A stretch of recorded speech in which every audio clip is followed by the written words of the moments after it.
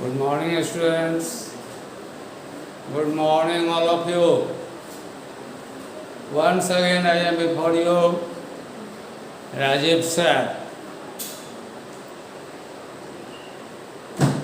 We shall write an essay today. The essay which is going to be written on the board by Mr. Rajiv sir is very, very important from the exam point of view.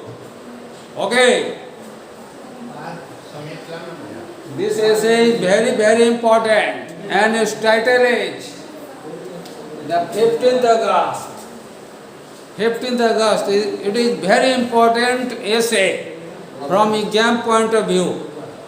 परीक्षा के दृष्टिकोण से ये ऐसे जो है बहुत ही महत्वपूर्ण है, इसीलिए मैं आप लोगों को ये सजेस्ट करूँगा, आप लोग सही से इस ऐसे को समझिए, सही तरीक़ा से लिखिए और सही तरीक़ा से बाद में इसको याद भी कर लीजिए, ठीक है? और याद तभी सही से होगा जब आप सही से लिखेंगे। गलत लिखेंगे, spelling mistake, then you will write incorrectly, okay? And you will not get marks as you desire.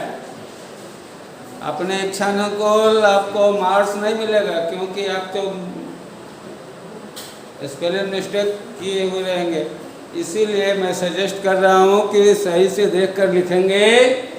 चले, पहले मैं इस ऐसो को आप लोगों को समझाऊं, आप लोग समझने की कोशिश करेंगे। The 15th August, it is the title of today's essay. आज का निबंध का ये शीर्षक है The 15th August. The 15th of August is the most important day in the history of India. India के इतिहास में 15 अगस्त जो है सबसे महत्वपूर्ण दिन है ना? इंडिया के इतिहास में 15 अगस्त का दिन बहुत ही महत्वपूर्ण है। बताइए क्यों? इसलिए कि 15 अगस्त से पहले हम लोग सभी अंग्रेजों के हाथों गुलाम थे। गुलाम समझते हैं? गुलाम कोई आदमी किसी आदमी को अपने कब्जे में कर लेता है, वो बोलता है उठो तो उठ, बैठो तो बैठो, अपने इच्छानुसार से कुछ नहीं करना है, दूसरे के इच्छानुसार से ही आप कर सकते हैं, जो ऑर्डर होगा वही कर सकते हैं। इस तरह के कार्य को गुलामी कहा जाता है ना? तो 15 अगस्त 1947 से पहले हम लोगों का देश भारतवर्ष, यहाँ पर अंग्रेज राज करते थे, हम लोग को गुलाम बनाए हुए थे, है ना? It is our Independence Day.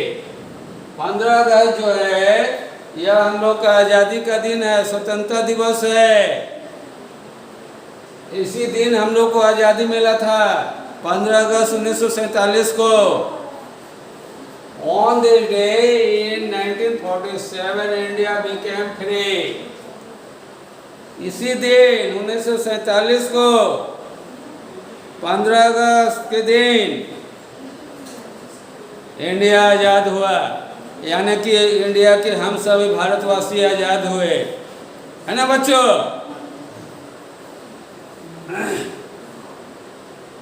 Before this day it was under foreign rules. 15 अगस्त से पहले हम सभी विदेशी सत्ता के अधीन थे, विदेशी शासन के अधीन थे। Indians were slaves. भारतीय सभी गुलाम थे, किसके हाथों? अंग्रेजों के हाथों। Their troubles were endless. जितने भी परेशानी थे भारतवासी को 15 अगस्त से पहले, उसका कोई अंत नहीं था।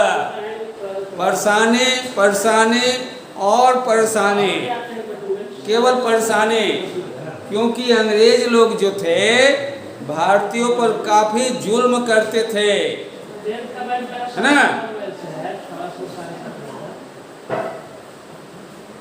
After a lot of struggle and sacrifices, India became free on 15th August 1947. काफी संघर्ष के बाद भारत के वीर सपूतों ने, क्रांतिकारियों ने अंग्रेजों के साथ काफी वर्षों तक संघर्ष किया, और इसका नतीजा ये हुआ 15 अगस्त के दिन भारत देश आजाद हो गया 1947 को। So our freedom is precious and the day is very important.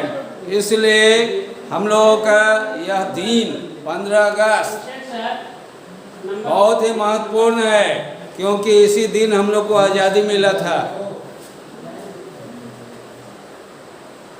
This day is celebrated all over the country with great joy and pomp. यह दिन पूरे देश भर में, यानी कि पूरे भारतवर्ष में हर्षोल्लास से मनाया जाता है, राष्ट्रीय पर्व के तौर पर, है ना। राष्ट्रीय पर्व पूरा देश भर में ये 15 अगस्त मनाया जाता है।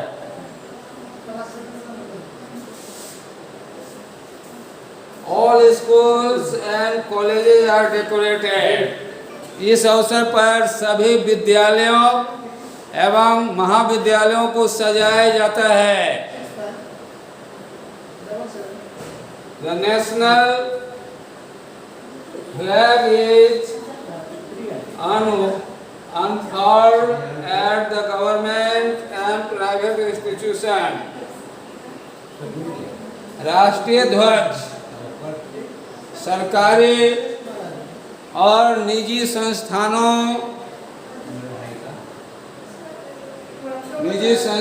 में फहराए जाते हैं राष्ट्रीय ध्वज इस दिन। The anthem, the national anthem is sung.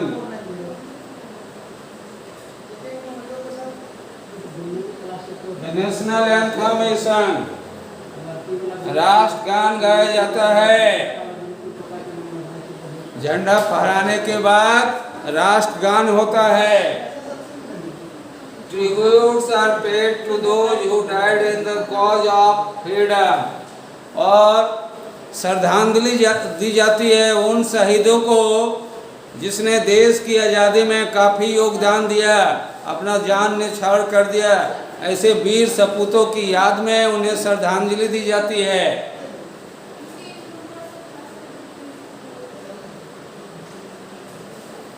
Sweets are distributed.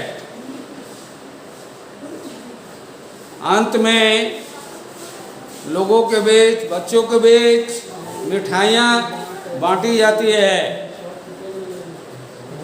Cultural programs are arranged. फिर इस अवसर पर सांस्कृतिक कार्यक्रम भी होते हैं और लोग इस सांस्कृतिक कार्यक्रम में बढ़ चढ़ कर हिस्सा लेते हैं और इस सांस्कृतिक कार्यक्रम को देखते हैं, आनंदित होते हैं।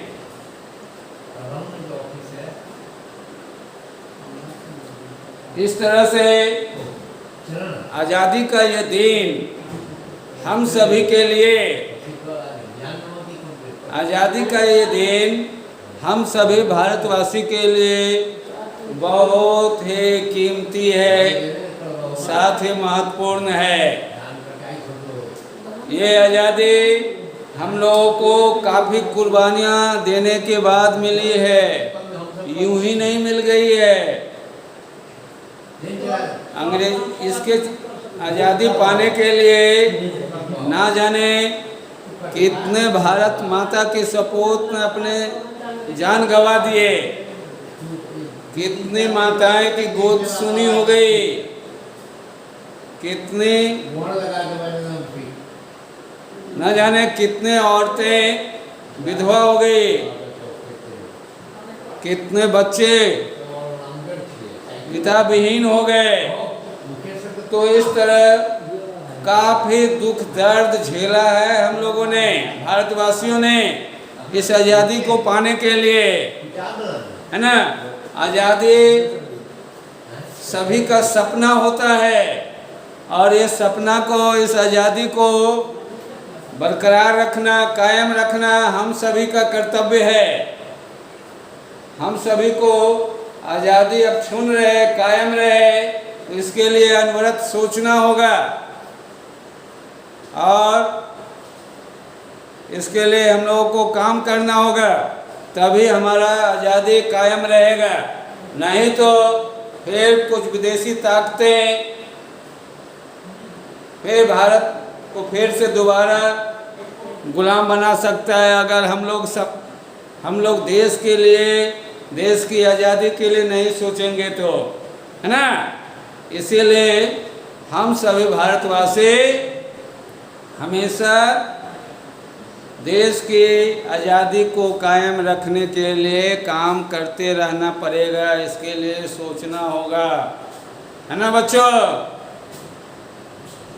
तो आज के दिन आप सभी प्रण लीजिए कि आप ही लोग तो देश के कर्णधार हैं, देश के कर्ता धर्ता आप लोग हैं, देश आप ही लोगों से है। तो देश का कल्याण किसमें है? देश सुरक्षित, तभी हम लोग सभी भारतवासी सुरक्षित, है ना। देश सर्वोपरि है, पहले देश के लिए सोचना होगा। देश सुरक्षित होगा तो हम लोग अपने इच्छानुसार रह सकते हैं इस भारत देश में, है ना। तो इसलिए मेरे प्यारे छात्रों, आज के दिन प्रण लीजिए, हम जिएंगे तो भारत के लिए और मरेंगे तो भारत के लिए, है कि नहीं। भारत की आज़ादी हर कीमत पर बनाए रखेंगे, इसके लिए हमें बड़ा से बड़ा कुर्बानी क्यों नहीं देना पड़े, इस तरह का मन में पक्का इरादा रखना होगा, तब जाकर हम लोगों का आज़ादी कायम रहेगा, है ना बच्चों। तो आप लोग इस ऐसे को अच्छी तरह लिख लेंगे, स्पेलिंग एकदम शुद्ध होना चाहिए, करेक्ट होना चाहिए, सुंदर राइटिंग में लिखेंगे और लिखने के बाद इसे लगे हाथों याद भी कर लेंगे, है ना। ठीक है, आज के लिए इतना ही, मिलते हैं फिर दूसरे दिन, नेक्स्ट डे, एक नया चैप्टर लेकर, है ना, इंग्लिश रीडर का, इंग्लिश विभाग का, है ना। तब तक के लिए आपका दिन शुभ मंगल, आपका दिन मंगलमय हो। आप अपना ख्याल रखिए। Thank you, bye.